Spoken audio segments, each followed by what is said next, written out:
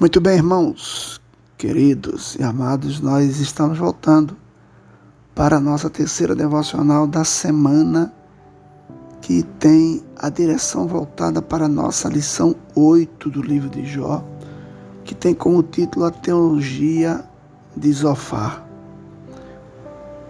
O justo não passa por tribulação? E a nossa devocional tem como título: Quem pode desvendar o mistério de Deus? E o texto se encontra em Jó, capítulo 11, versículos 7 e 8, que diz: Aleluia! Você consegue perscrutar os mistérios de Deus? Pode sondar os limites do Todo-Poderoso? São mais altos que os céus.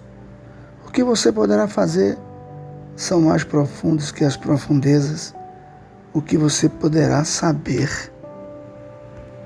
Meus amados irmãos, Zofar é o terceiro amigo, o mais novo, né?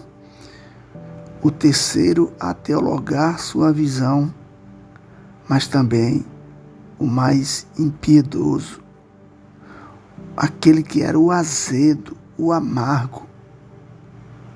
Para os pais da igreja, querido, Zofar era um desses acusadores falsos, homem cheio de ressentimento. Zofar era chamado de o Naamatita. Isso se encontra em Jó, capítulo 2, versículo 11.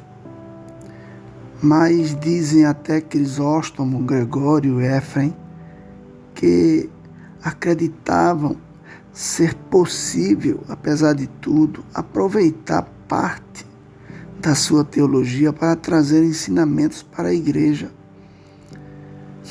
A gente lembra que há um conselho apostólico, né? Do nosso querido apóstolo Paulo, lá em 1 Tessalonicenses 5:21, que diz: examinai tudo, porém retende o bom, né? Queridos, a teologia de Zofar não é nada diferente da dos seus outros dois amigos, Elifas e Bildade. Zofar, queridos, dialoga com Jó por apenas 2 vezes, lhe trazendo conselhos nos capítulos 11 e 20. A sua prédica, a sua palavra, né, com Jó era dirigida fortemente para que Jó fosse a ele mostrado que as suas alegações, queridos, de inocência não eram verdadeiras. Se Jó, queridos, reconhecesse isso e se arrependesse, Deus restauraria a sua saúde. Isso Zofar ministra para Jó, lá no capítulo 11, dos versículos 13 a 19. Queridos, Zofar não acreditava nas palavras de Jó e tentou persuadi-lo. E o que é persuadir? É levar alguém ou a si mesmo a acreditar, a aceitar ou a decidir sobre algo, ou seja, convencer ou convencer-se. Mas persuadi-lo a quê? De que sua atitude de autojustificação estava errada. Sabe, irmãos, havia pouca compaixão no coração de Zofar e no que ele dizia. Quando olhamos para o segundo discurso de Zofar, lá no capítulo 20, verificamos que há uma repetição, né, da sua teologia que leva Jó ao canto da parede. Pois no capítulo 19, Jó já havia se colocado, irmãos, na posição de que os seus problemas tinham como fonte oriundos de Deus. Mas no próprio capítulo 19, Jó dá uma declaração de fé fantástica, bombástica. Jó procurou, o seu Redentor, quando ele disse: eu sei que o meu Redentor vive. Sabe o que significa Redentor, queridos? É aquele que socorre o familiar quando esse não pode se defender. Queridos, essa palavra que saiu da boca de Jó era demais para Zofar, o qual, de uma forma bem simplista, viu os problemas que Jó passava como evidência do pecado e a vida bem-sucedida como a manifestação da justiça divina. Como falamos em devocionais passados, queridos, há um mistério na forma de ação de Deus que não nos cabe decifrar, pois na sua posição de Deus e na nossa pequenez temos dificuldades de conhecer a Deus por alguns motivos, e eu vou trazer alguns deles. Queridos, Deus é invisível. Em Jó capítulo 9, versículo 11, o próprio Jó declara: quando ele passa por mim, não posso vê-lo. Se passa junto de mim, não o percebo. Olha a percepção que Jó tinha sobre essa invisibilidade de Deus. Isaías, queridos, 45:15 diz: verdadeiramente, tu és um Deus que se esconde, o Deus e Salvador de Israel. Outro motivo, querido, que dificulta a nós conhecer a Deus com profundidade é que Deus é insondável. Queridos, Romanos, aleluia, capítulo 11, versículo 33 e 34 nos diz: ó profundidade da riqueza, da sabedoria e do conhecimento de Deus.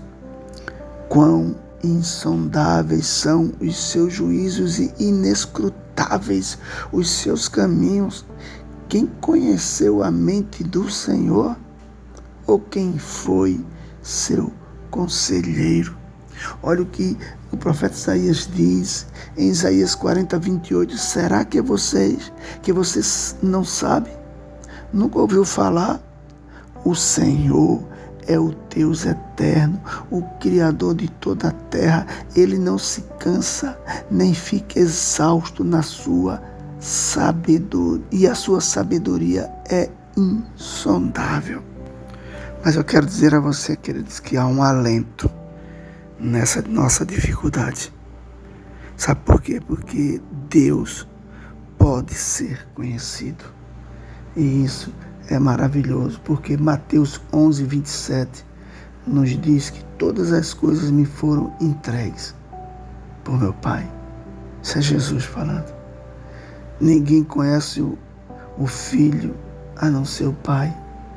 E ninguém conhece o Pai a não ser o Filho e aqueles quem o Filho o quiser revelar. Quer conhecer a Deus? Peça a revelação sobre Ele ao próprio Filho, Jesus. Efésios capítulo 1, versículo 7. Peço que o Deus de nosso Senhor Jesus Cristo, o glorioso Pai, lhes dê espírito de sabedoria e de revelação no pleno conhecimento dele. Colossenses 1:10.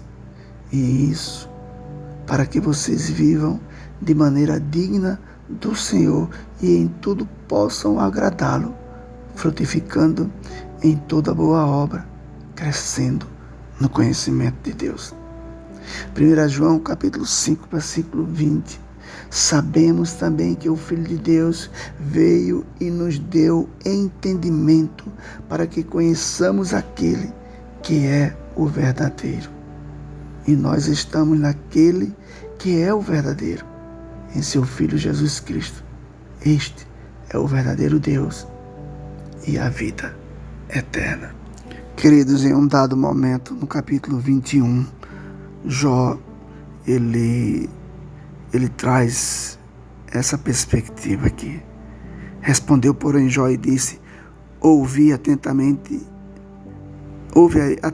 as minhas razões, e isto vos sirva de consolação. Olha Jó já trazendo uma reflexão para os seus amigos. Jó quer ser ouvido, por isso ele pede aos seus amigos que parem para escutá-lo. Eles precisam pôr a mão sobre a boca. Queridos, eles precisam parar para escutar a Jó. Por isso Jó faz algumas perguntas e eu quero trazer para a nossa reflexão. Por que razão vivem os ímpios, envelhecem e ainda se esforçam em poder? Vamos para outra pergunta.